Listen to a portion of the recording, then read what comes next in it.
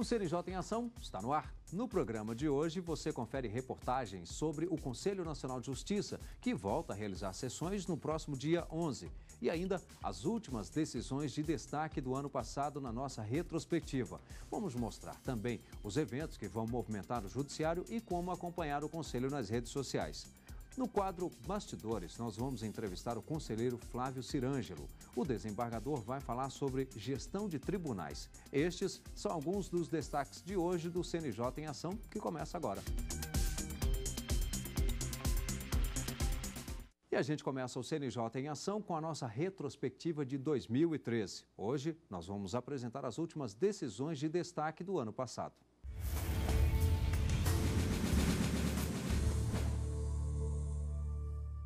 No primeiro semestre de 2013, um assunto que mexeu com todo o judiciário, a participação de magistrados em eventos patrocinados. O assunto veio à tona depois de uma reportagem do jornal Folha de São Paulo, denunciando a participação de juízes em uma festa de confraternização em São Paulo, com patrocinadores desconhecidos. O caso foi investigado pelo Corregedor Nacional de Justiça, ministro Francisco Falcão, que apresentou propostas para impor limites nas vantagens concedidas aos magistrados. A resolução é um marco para a história do novo judiciário que vamos viver a partir de agora. O resultado da sessão permite a contribuição aos magistrados apenas por parte das associações de magistrados, mas a exceção é para eventos promovidos por tribunais, escolas oficiais de magistratura e conselhos de justiça, e o valor deve ser justificado até o limite de 30% dos gastos totais com o evento. É uma primeira tentativa de segregar o poder judiciário dessas relações duvidosas, se não promíscuas às vezes, né, com o empreendimento privado. Em maio, os conselheiros aprovaram uma resolução que determina que nenhum cartório do país pode recusar o registro de união homoafetiva. Essa regra vale tanto para união estável como casamento civil ou até mesmo a conversão da união estável para o casamento. Não levando considerações religiosas ou considerações políticas partidárias para dizer o que é certo e o que é errado. No segundo semestre de 2013, período marcado por violência nos estádios brasileiros, o CNJ se manifestou na tentativa de coibir os atos de vandalismo nos campos de futebol. Para isso, uma recomendação foi aprovada pelo plenário para que todos os tribunais de justiça do país criem, no prazo de 30 dias, juizados do torcedor e de grandes eventos. Essa já é uma medida para se preparar para a Copa do Mundo de 2014 e os Jogos Olímpicos de 2016, no Rio de Janeiro.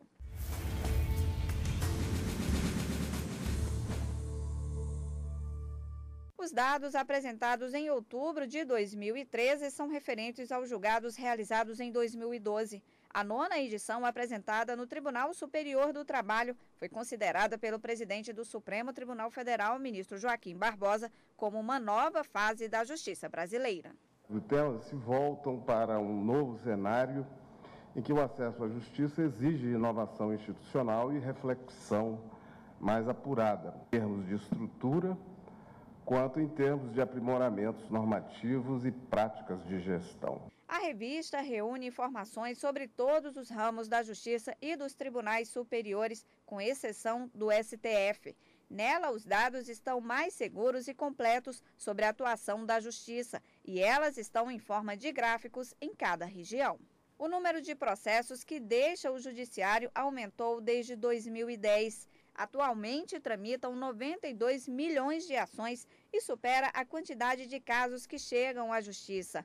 O responsável pela maior quantidade são os de execução fiscal, com 40% de ações pendentes no país. A despesa com recursos humanos, apesar de ter diminuído, ainda representa 87% da despesa global. A maioria está na Justiça de primeira instância.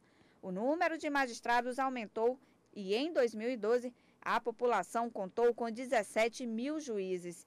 5 TJs estaduais e 2 TRTs atingiram o resultado máximo de produtividade. Foram eles os Tribunais de Justiça do Rio Grande do Sul, Rio de Janeiro, Mato Grosso do Sul, Acre, Amapá e os TRTs da 2ª e 8ª região. As informações foram enviadas pelos tribunais ao Conselho Nacional de Justiça e o maior desafio diante dos números é dar mais agilidade no julgamento dos processos. Apesar de ferramentas utilizadas pelo Poder Judiciário, como a conciliação e mediação, o número de litígios ainda é grande por causa da confiança do cidadão na justiça brasileira. O problema é que com a celeridade, rapidez, simplicidade da solução desses litígios vieram em muito maior número, veio a chamada demanda reprimida e com isso os números continuam assustadores. E é um dos desafios que temos que enfrentar. Graças a Deus isso mostra que todos confiam na justiça e ainda correm para a busca final da solução dos seus problemas.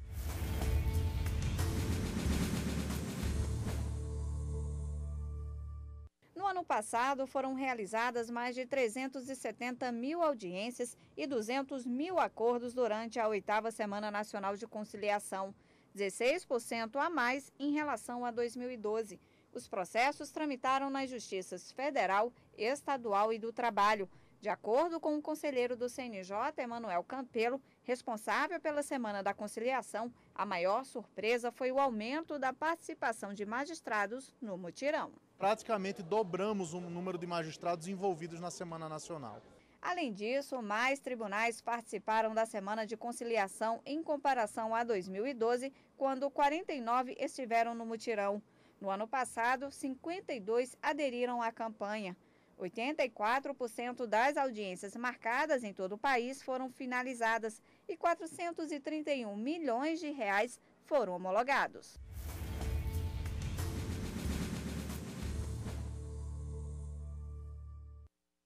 O mutirão carcerário foi criado pelo CNJ em 2008 com os objetivos de verificar o funcionamento da justiça criminal, revisar as prisões, promover a ressocialização e sugerir medidas para aperfeiçoamento. No Piauí, cerca de 70% dos presos eram provisórios, o dobro da média nacional considerada pelo CNJ. O motivo desse índice alto está nos papéis. Os benefícios não estavam sendo concedidos para quem já tinha direito de sair da prisão. Foram analisados 1.512 processos pelo Conselho. Desses, pelo menos 239 já deveriam estar em liberdade. Outro problema identificado foi a estrutura do sistema prisional, que não atendia às necessidades básicas dos detentos. O CNJ fez uma série de recomendações. Pediu, por exemplo, para que o governo do Piauí construa em um ano um centro de triagem para 160 pessoas na região metropolitana de Teresina. Foi pedido também que sejam criadas vagas nas penitenciárias do interior do estado para os apenados que estão em regime semiaberto. Outro mutirão foi realizado no Rio Grande do Norte. Lá também foram encontradas diversas irregularidades e a comissão do CNJ fez 46 recomendações ao Estado, entre elas a retirada de presos de todas as delegacias porque não tinham as condições mínimas para receber os detentos. Os estados do Ceará e do Amazonas também foram fiscalizados pelo Conselho Nacional de Justiça. No Ceará, dos quase 16 mil processos analisados, foram concedidos 878 benefícios, entre eles extinção da pena e livramento condicional. No Amazonas, o mutirão avaliou as condições dos presídios e, como nos outros lugares, a realidade lá não é diferente. A superlotação inviabiliza, naturalmente, qualquer tratamento penal razoável. E esse problema da superlotação, nós precisamos enfrentar em duas frentes, vamos dizer assim. Uma delas é de abertura de vagas e vagas com qualidade. O outro é o de aproveitarmos melhor aquilo que a própria legislação já prevê, das medidas cautelares alternativas à prisão. Nós ainda aplicamos muito pouco no Brasil.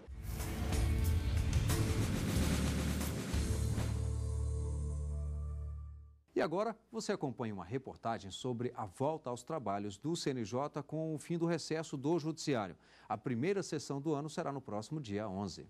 Os conselheiros retomam o trabalho com julgamento de processos e pautas com decisões que envolvem o Judiciário brasileiro. Esta será a sessão de número 182, que conta com a volta de 15 integrantes. 9 magistrados, 2 membros do Ministério Público, 2 advogados e 2 cidadãos com notável saber jurídico, além do presidente do CNJ e do Supremo Tribunal Federal, ministro Joaquim Barbosa. O CNJ em Ação mostra para você agora quem são os conselheiros da atual composição. O Corregedor Nacional de Justiça é o ministro Francisco Falcão, indicado pelo Superior Tribunal de Justiça. A vaga do Tribunal Superior do Trabalho é ocupada pela ministra e conselheira Maria Cristina Peduzzi. A desembargadora de Tribunal de Justiça de Estado, conselheira Ana Maria Amarante, foi indicada pelo Supremo Tribunal Federal. A terceira conselheira, Débora Ciossi, é juíza de direito do Tribunal de Justiça de São Paulo, também indicada pelo STF. O conselheiro Guilherme Calmon é desembargador federal e foi indicado pelo Superior Tribunal de Justiça para fazer parte do CNJ. O conselheiro Saulo Bahia é juiz federal, também indicado pelo Superior Tribunal de Justiça. Representando o Tribunal Superior do Trabalho, o CNJ conta com a participação do desembargador federal Flávio Cirângelo. Rubens Curado também foi indicado pelo TST e é juiz do trabalho. Já a Procuradoria-Geral da República indicou a Procuradora Regional da República, conselheira Luísa Cristina Franz Heissen. Ainda pela PGR, o promotor de justiça do Ministério Público do Estado do Pará, conselheiro Gilberto Martins. A Ordem dos Advogados do Brasil faz 2 indicações ao CNJ. Pela ordem fazem parte da composição os conselheiros Gisela Gondim e Paulo Teixeira. Para terminar, 2 cidadãos com notável saber jurídico, indicados pela Câmara dos Deputados e pelo Senado Federal, os conselheiros Emanuel Campelo e Fabiano Silveira. É com esta composição que na próxima terça-feira, os conselheiros voltam a decidir os rumos do Judiciário. Quer saber mais dos principais assuntos nas redes sociais e como acompanhar o CNJ? Confira no quadro Tá na Rede.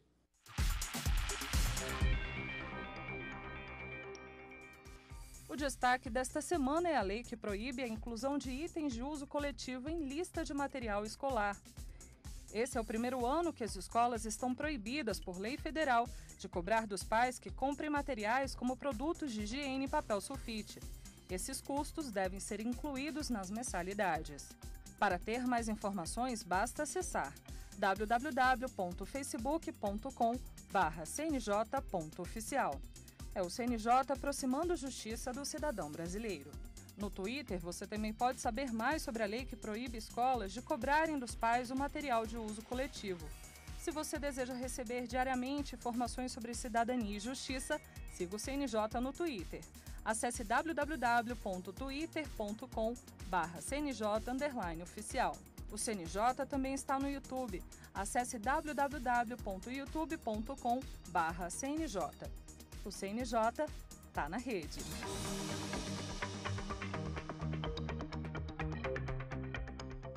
E chegou a hora de você se programar para conferir os próximos eventos que vão marcar o Judiciário. Acompanhe no nosso calendário.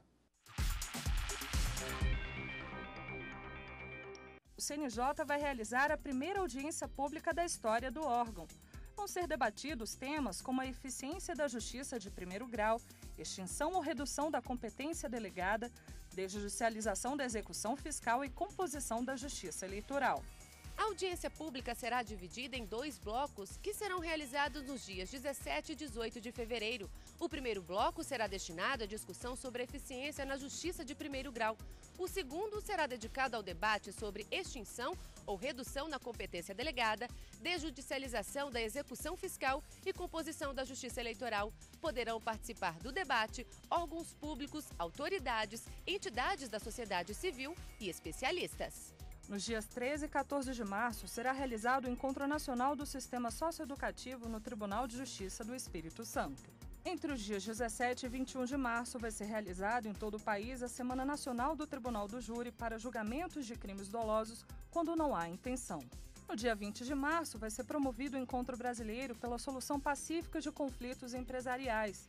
O evento será em São Paulo e faz parte de uma parceria entre o CNJ, SEBRAE e o CRJ. Nós vamos agora fazer um rápido intervalo. Na volta, eu converso com o conselheiro Flávio Cirângelo. O desembargador vai falar sobre gestão administrativa de tribunais. Até já.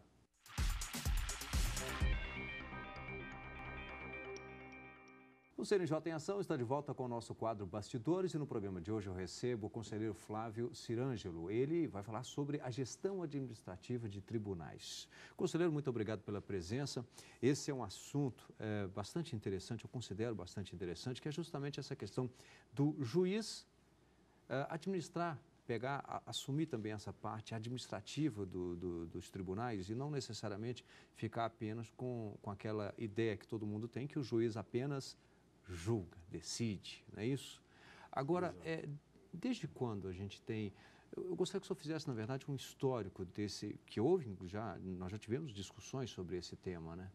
Sim, na verdade, desde sempre os tribunais brasileiros, historicamente, foram comandados e realmente dirigidos pelos juízes, os juízes mais antigos. Sempre foi essa tradição, mas sem nenhuma técnica realmente efetiva do ponto de vista de gerenciamento de organizações. A formação jurídica não prepara o magistrado para essa atividade. Nós aprendemos teorias, temos conhecimento jurídico, mas a Faculdade de Direito não ensina ninguém a ser administrador. E então, embora houvesse essa tradição de que os juízes presidem realmente as ações das suas organizações, dos seus tribunais, isso era feito de uma maneira não muito técnica, como eu disse há pouco. Nós sabemos que o juiz, a pessoa, assim que é aprovada, tem um curso de preparação, né? Nesse curso também tem alguma parte ali teórica dirigida a questões administrativas? Isso é uma coisa, eu diria, bem recente, porque é de uma resolução do CNJ. O CNJ é uma estrutura recente na organização do Serviço da Justiça Brasileira e tem resolução do CNJ já estabelecendo que matérias de administração também sejam contempladas nas provas de concurso da magistratura. Isso de alguns anos para cá apenas. Mas antes isso não havia. E nós tínhamos vários problemas por causa disso. Em primeiro lugar, porque não havia uma visão de unidade da justiça brasileira. A justiça é unitária, como a organização que visa assegurar à sociedade a garantia de que os direitos sejam cumpridos, de que as pessoas se sintam atendidas de maneira igualitária nos seus problemas, na resolução dos seus problemas, e não havia uma visão de unidade.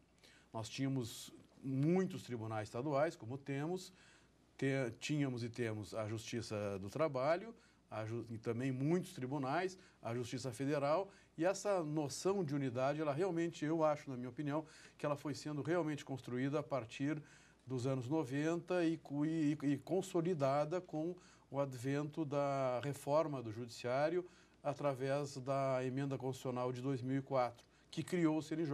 O CNJ, eu penso que é o órgão que simboliza a assunção definitiva no sistema judicial brasileiro de que ele é um sistema unitário, que ele tem que fazer tudo o que seja possível para cumprir com as suas funções básicas que eu posso expor. E entra a própria parte administrativa do judiciário, né? Exatamente. Para chegar no resultado, para assegurar que haja, por exemplo, duração razoável do processo, é preciso que haja uma estrutura que viabilize o trabalho dos juízes, dos servidores, dos próprios advogados, promotores, que isso possa fluir de uma maneira eficiente, que os custos não sejam muito mais elevados do que o resultado que a gente acaba alcançando. E custos aí, eu quero dizer, como insumo que envolve o cálculo de custo, o tempo. O tempo é dramático no judiciário. Porque se um órgão judicial ele não consegue atender em tempo razoável as demandas que ele recebe, para muitas pessoas, quando esse resultado chega, já não tem mais utilidade. Pode acontecer isso. Porque digamos que esse resultado, na verdade, para a pessoa é um resultado de uma demanda, mas para o judiciário digamos que comparando aí, fazendo uma analogia com uma empresa que precisa obter lucros, que não é o caso do judiciário, mas o lucro são as decisões acertadas dentro de um determinado tempo, né? Me lembro bem que houve uma discussão acerca desse tema, se o juiz deveria assumir essa parte administrativa, se não deveria. Exato. E aí nós tínhamos duas correntes, uma corrente que defendia que não, outra que sim. Como é que o senhor vê? Qual é o posicionamento? Eu acho muito simples do próprio CNJ, de elaborar esse problema. É que é da cultura e da história do judiciário brasileiro que o juiz participe da administração. E como é uma questão, sobretudo, cultural, nós não vamos mudar facilmente. E nem talvez seja o caso. É muito questionável afirmar que nós devamos entregar toda a gestão para setores do funcionalismo e ficar... Talvez isso funcione como de fato funciona muito bem, por exemplo, nos Estados Unidos, porque lá é cultural, é histórico, principalmente na Justiça Federal dos Estados Unidos, em que há um escritório administrativo nacional que trata da gestão, do funcionamento do judiciário, e os juízes, fundamentalmente, se ocupam dos seus julgamentos e participam um pouco de administração. Aqui no Brasil isso não vingou até hoje, pelo menos. Por isso que nós temos essa conciliação de atividades, né? Em parte, na maior parte, evidentemente, os juízes são quase 100% voltados para o exercício da jurisdição, produzir suas sentenças, suas decisões, mas uma boa parte dos juízes também se ocupa de administração, né? Como aqueles que ocupam os cargos diretivos, por exemplo, e que ficam até afastados da jurisdição quando são eleitos presidentes, corregedores e assim por diante. E vamos aqui colocar também e até enaltecer o trabalho daqueles que acompanham o juiz, porque senão fica também parecendo aquela visão de que o juiz ou ele senta ali numa cadeira para dar decisão, ou ele senta na outra cadeira para administrar Não é bem isso também. Né? Não é bem isso. É complexo. O tamanho dessa complexidade eu acho que se traduz no número de causas que a justiça brasileira enfrenta. O último levantamento do Justiça em Números, até trouxe aqui para mostrar a capa do... Esse é um resumo, na verdade, e ele está disponível na internet e no portal do CNJ. O último levantamento... 2013. 2013. Os dados são de 2012, que são os dados completos do ano de 2012.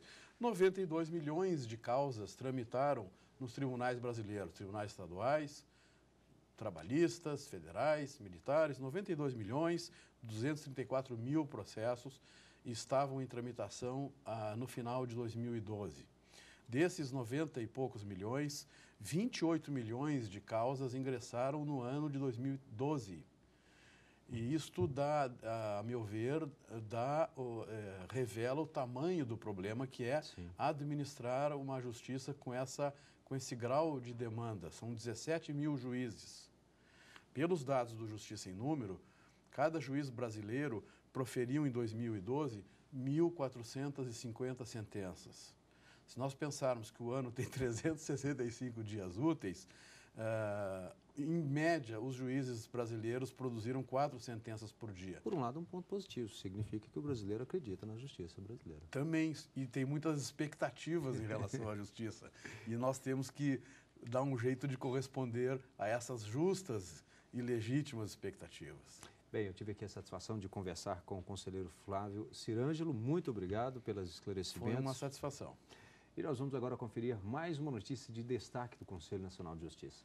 O sistema foi desenvolvido pelo CNJ em parceria com os tribunais e a participação da Ordem dos Advogados do Brasil. No primeiro dia de funcionamento, até às 7 horas da noite, já contava com 14 advogados cadastrados. Tem acesso ao PJE, conselheiros, juízes auxiliares e servidores do CNJ, além de advogados e qualquer pessoa com certificação digital. É preciso que você tenha o Java instalado e atualizado na sua máquina, e o sistema ele exige certificação digital. Então é necessário que o usuário ele tenha o driver do certificado digital dele instalado no computador. Já na primeira tela do novo sistema, o usuário tem as principais orientações de acesso para chegar às informações que precisa. De casa ou do escritório, um advogado vai poder peticionar processos sem precisar ir aos tribunais. Oferece o acesso remoto, ou seja, um advogado, por exemplo, não precisa se direcionar fisicamente, né, até o tribunal para peticionar. Ele pode fazer isso do seu escritório ou até mesmo de casa. E, além disso, a ideia principal do PJE é se tornar no futuro próximo um sistema único de peticionamento do judiciário. Não só de peticionamento, de acompanhamento processual. Então, isso facilitaria a vida do dos usuários externos, de forma que eles precisarem aprender apenas um sistema. E o CNJ em Ação termina aqui. Nós temos um encontro marcado no próximo programa. Até lá!